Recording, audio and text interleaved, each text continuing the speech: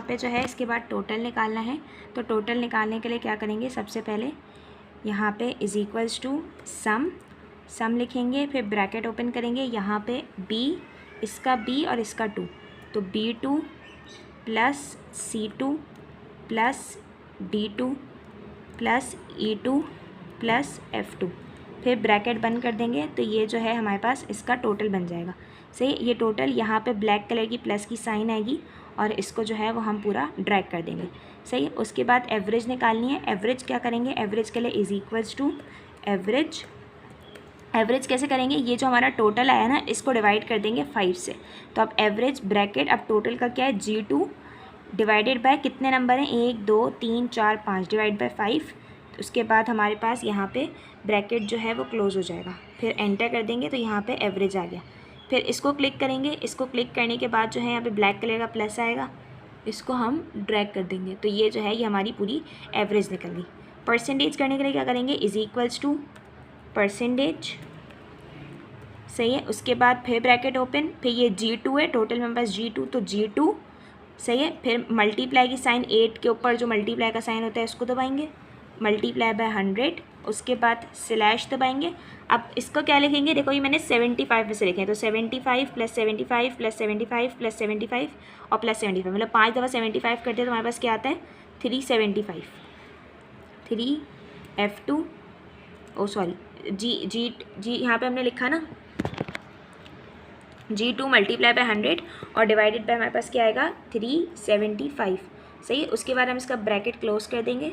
तो यहाँ पे हमारे पास, अच्छा यहाँ पे मुझसे मिस्टेक हो गई है, हमने सिर्फ परसेंटेज नहीं लिखना, हमने सिर्फ G2 से स्टार्ट करना है। G2 multiply by 100 divided by 375, उसके बाद एंटर कर देंगे तो हमारे पास परसेंटेज आ जाएगी। सही, इसको यहाँ पे करेंगे और यहाँ पे इसका ब्लैक का प्लस साइन आएगा, इसको पकड़ के नीचे ले आएंगे तो ये सबकी परसेंटेज आ जाएगी। उसके बाद हमें रैंकिंग करनी है, तो रैंकिंग का ये वाला फॉर्मूला याद करना पड़ेगा, रैंक।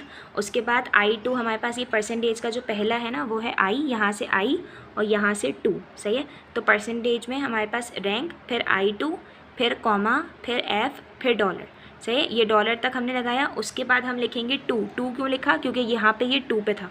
सही है, फिर उसके बाद हम डालेंगे डॉलर, फिर I, फिर डॉलर और फिर 4 क्यों लिखा, ताकि हमारे पास जो है वो 4 तक रैंक आ जाए।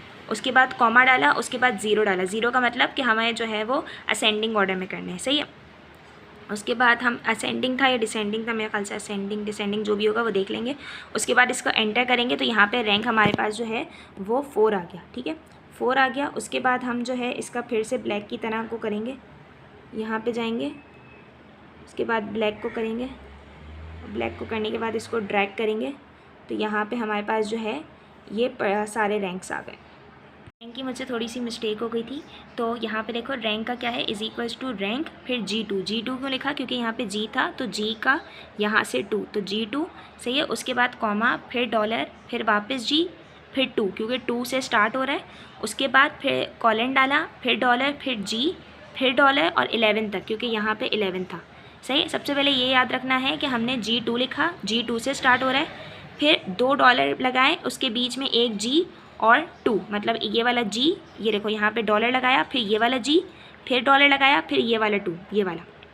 उसके बाद क्या है, फिर कॉलन लगाया, फिर ये वाला डॉलर लगाया, फिर इसके बाद ये वाला G लगाया, उसके बाद फिर डॉलर लगाया, उसके बाद ये वाला जो है वो 11 लगाया। उसके बाद ब्रैकेट लगा के क्लोज कर देंगे तो हमारे पास जो है वो रैंक आ जाएगा। उसके बाद इस रैंक को पकड़ेंगे, इस रैंक को पकड़ने के बाद जो है वो उठा पूरा नीचे तक इसको ले आए।